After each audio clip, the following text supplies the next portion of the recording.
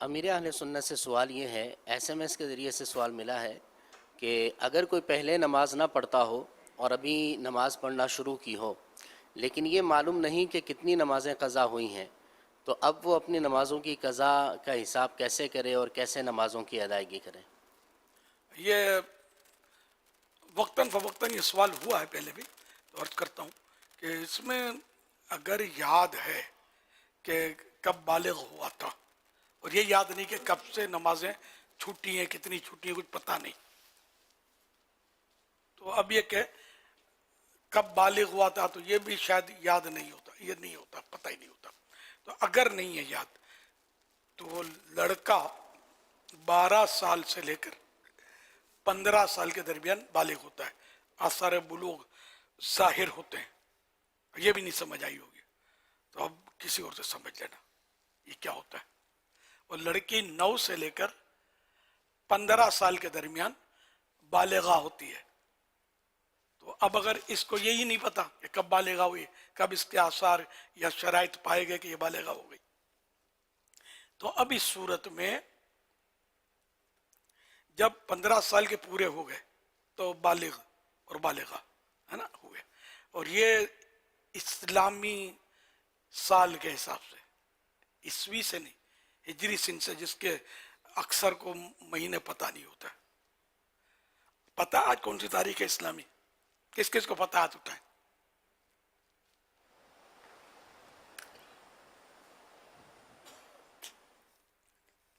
کیا حالت ہے یار، پتہ ہی نہیں ہے. انگلش تاریخ کتنی ہے آج، یہ کس کس کو پتہ ہے؟ یہ بھی نہیں پتہ، تھوڑوں کو پتہ یہ بھی نہیں. اکول معاملہ جا رہا ہے. چلو وہ تو بھول جائیں، انگلش تاریخ تو مجھے بھی یاد نہیں ہے، اسلامی تاریخ یاد ہے مجھے. آج ربیع الاخر شریف کی 6ٹھی شب ہے، سکستھ نائٹ آف ربیع الاخر.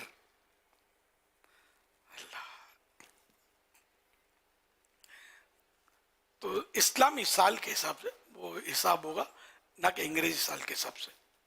تو اب یہ کہ جیسے تو اب نماز کا حساب لگانا ہے تو پتہ ہی نہیں کب والی ہوئی، تو احتیاط یہ ہے کہ 12 سال سے لڑکا اور 9 سال سے لڑکی، یہ حساب لگائے نمازوں کا. نہ فرضوں اور وطر کی قضا کرنی ہے. فجر کی 2، ظہر، عصر و عشاء کی 4 فرض، مغرب کی 3، اور عشاء کے فرض کے ساتھ 3 وطر بھی قضا کرنے ہیں. تو یوں یہ کل رکعتیں بنتی ہیں 20 ہے نا روز کی. تو یہ قضا کرنی ہے. اور اب اس وقت عمر کتنی یہ حساب لگا لیں، یا کب سے آپ نے شروع کی، اس سے پہلے جتنے بھی سال بنتے ہیں، جتنی بھی نمازیں بنتی ہیں، یہ سب قضا. اور جتنی جلدی ہو، یہ نہیں کہ لوگ یہ سمجھتے ہیں کہ ہر نماز کے بعد ایک قضا کر لے، یہ نہیں ہے، بلکہ واجب ہے کہ جتنا جلدی ہو سب اپنا یہ بوجھ اتارے اپنے سر سے، قضا ادا کر دے، جلدی جلدی قضا کرے. بلا وجہ تاخیر بھی گناہ ہے.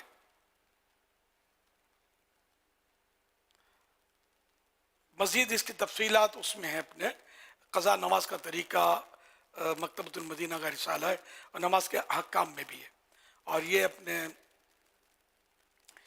اس میں تھوڑی تھوڑی رعایت بھی ہے کہ جیسے رکوع سجود میں سبحان ربی الاعلیٰ، سبحان ربی العظیم وغیرہ، یہ 3 کے بدلے ایک بار بھی پڑھ سکتے ہیں، ٹھیک ہے نا.